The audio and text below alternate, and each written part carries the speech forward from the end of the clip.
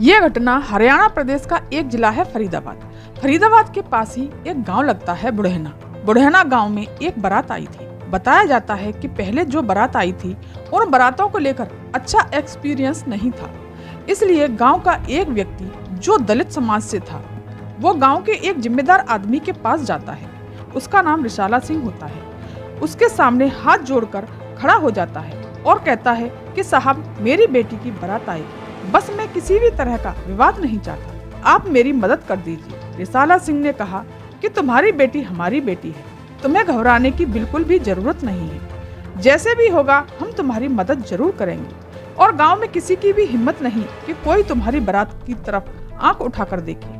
जो तारीख तय हुई थी उसी तारीख को बारात आती है। जब बारात आती है तो बारात चढ़ने की तैयारी चल रही थी। किसी ने रिसाला सिंह को आकर जानकारी दी कि बारात आ चुकी है, आप आकर मदद कर दीजिए। रिसाला सिंह के दो पोते होते हैं, एक का नाम राजू होता है और दूसरे का नाम नरेश था। उससे कहते हैं कि तुम दोनों बारात में जब तक साथ रहना, जब तक कि बारात की पूरी तरह से चढ़त न हो जाए, ठीक ठाक तरह से चढ़वा कर ही घर आना। इधर बारात चढ़ना शुरू हो जाती है, एक मोहल्ले से दूसरे मोहल्ले तक पहुंचती है। बाराती नाच रहे थे और खुशी से झूम रहे थे। सभी लोग बहुत प्रसन्न थे, सब कुछ अच्छा चल रहा था। बारात और आगे बढ़ती है। रास्ते में एक ब्रह्मजीत नाम के व्यक्ति का घर पड़ता है।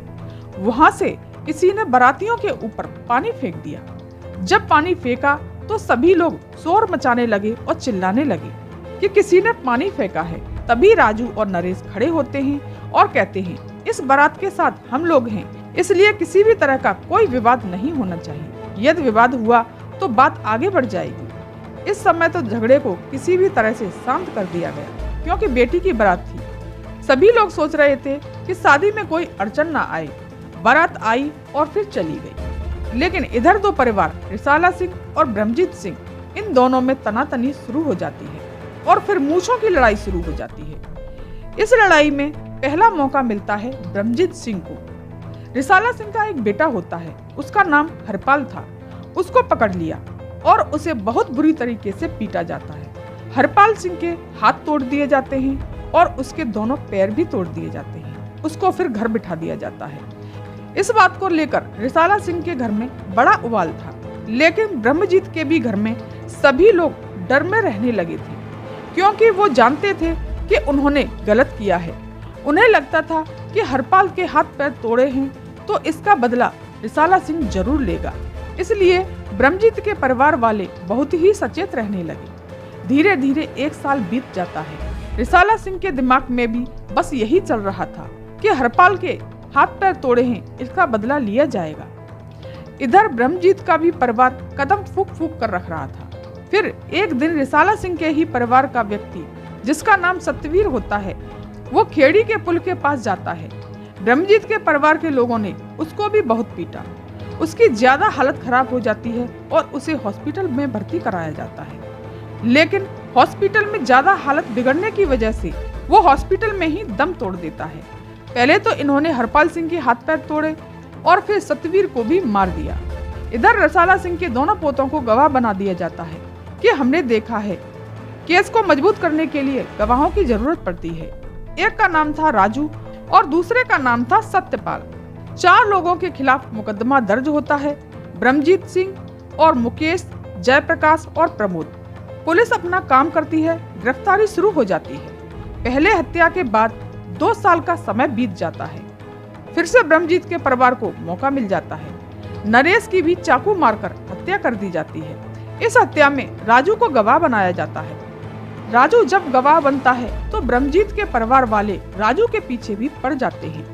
साल 1998 में फिर से इन्हें मौका मिल जाता है। फरीदाबाद के पास राजीव चौक पर इसकी भी गोली मारकर हत्या कर दी जाती है। ब्रह्मजीत के परिवार के खिलाफ FIR दर्ज कराई जाती है। ब्रह्मजीत का एक भाई है जिसका नाम वीर सिंह होता है। वो हरियाणा पुलिस में हवलदार होता है। गांव वाले भी डरने लगते हैं कि किसके पास बैठें और किसके पास नहीं। जब भी शादी ब्याह का मामला होता तो गांव वाले भी सोच में पड़ जाते कि एक पक्ष को बुलाते हैं तो दूसरा पक्ष नाराज ना हो जाए और दूसरे पक्ष को बुलाते हैं तो वो पहला पक्ष ना नाराज हो जाए। आखिरकार करें तो करें क्या। धीरे धीरे वक्त बढ़ रहा था। ब्रह्मजीत के परिवार के कुछ लोग जेल में थे तो कुछ लोग फरार थे। इसी बीच रसाला सिंह के घर वालों को मौका मिलता है कि ब्रह्मजीत के घर जो महिलाएं थीं, बताया जाता है उनको निर्वस्त्र कर दिया गया था। इस बात से ब्रह्मजीत को बहुत दुख हुआ। फिर से रसाला सिंह के परिवार वालों को मौका मिलता है तो ब्रह्मजीत का भाई, जिनका नाम जीतन था, उसकी हत्या कर दी जाती है। जब पहला पक्ष भी जेल में होता है और दूसरा पक्ष भी जेल में होता है। अब दोनों पक्ष के लोग जेल में कभी कभी मिला करते थे। अब इनकी आपस में बातचीत भी शुरू हो जाती है।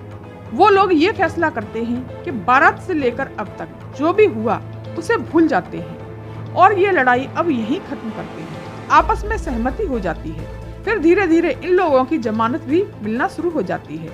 दोनों पक्ष के लोग बाहर आ जाते हैं, लेकिन ब्रह्मजीत के पक्ष के लोग अभी भी कसक पाले हुए थे, क्योंकि जब वो जेल में थे तब उन्हें पता चला कि उनके परिवार की महिलाओं को निर्वस्त्र किया गया है। उन्होंने सोच रखा था कि जब भी मौका मिलेगा बदला जरूर लिया जाएगा। 20 सितंबर 1999 को ये प्लान बनाते हैं। रिसाला सिंह के परिवार से 4 लोगों को बुलाया जाता है। हरपाल सिंह, जो रिसाला सिंह का बेटा था, समयपाल, दिनेश हरपाल का बेटा, और राजू।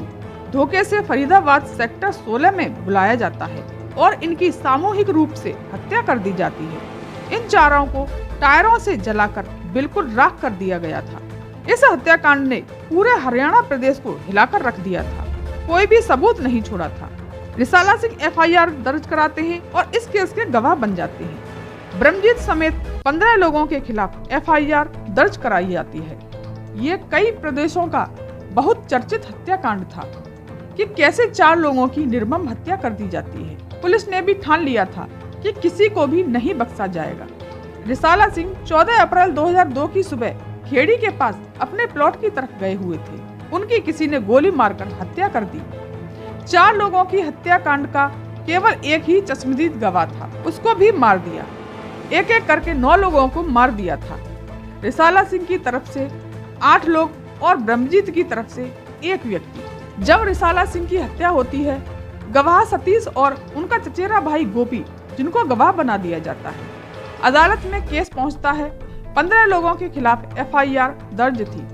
उनमें से 5 लोगों को फांसी की सजा सुनाई जाती है और 10 लोगों को उम्र कैद की सजा सुनाई जाती है। जब हाई कोर्ट में उन्होंने अपील की तो हाई कोर्ट ने कहा कि निचली अदालत में इस केस को फिर से सुनना चाहिए और कहा कि 6 महीने की जांच पड़ताल कराएं और फिर से सुनवाई कराएं। 21 अगस्त 2004 को सुनवाई होती है। फिर 17 नवंबर 2013 आ जाता है और उन्हें बाइज्जत बरी कर दिया जाता है, क्योंकि पुलिस को उनके खिलाफ कोई सबूत नहीं मिला था। फिर हाई कोर्ट में अपील की जाती है। इस पूरी कहानी का मुख्य आरोपी ब्रह्मजीत होता है। बताया जाता है कि फरीदाबाद के सेक्टर 11 में मिलन वाटिका पर ब्रह्मजीत खड़ा हुआ था। एक लाल रंग की ब्रेजा कार आती है और 27 फरवरी 2018 को उस कार में बैठता है। बैठने के बाद वो गायब हो जाता है। उसके परिवार वाले उसे हर जगह तलाश करने की कोशिश करते हैं, लेकिन वो नहीं मिलता। फिर सूचना मिलती है 24 मार्च 2018 को ब्रह्मजीत की लाश हरियाणा के पलवल में एक फार्म हाउस के अंदर 10 फीट गहरे गड्ढे के अंदर दबा हुआ है। जैसे ही पुलिस को पता चलता है, वो वहां जाती है और उस गड्ढे को खुलवाती है। इसका आरोपी होता है राजीव और इसके साथ एक महिला काम करती है जिसका नाम होता है स्वाति सेट्टी। बताया जाता है कि 10 करोड़ के आसपास की इनकी देनदारी थी। ये प्रॉपर्टी डीलिंग का काम करते थे, इसलिए 10 करोड़ रुपए न देने पड़े और दूसरे पक्ष पर आरोप लग जाए, इसलिए ब्रह्मजीत की हत्या कर देते हैं। पुलिस जांच करती है। बताया जाता है कि ब्रह्मजीत ने राजीव भाटी पर 4-5 थप्पड़ मारे थे।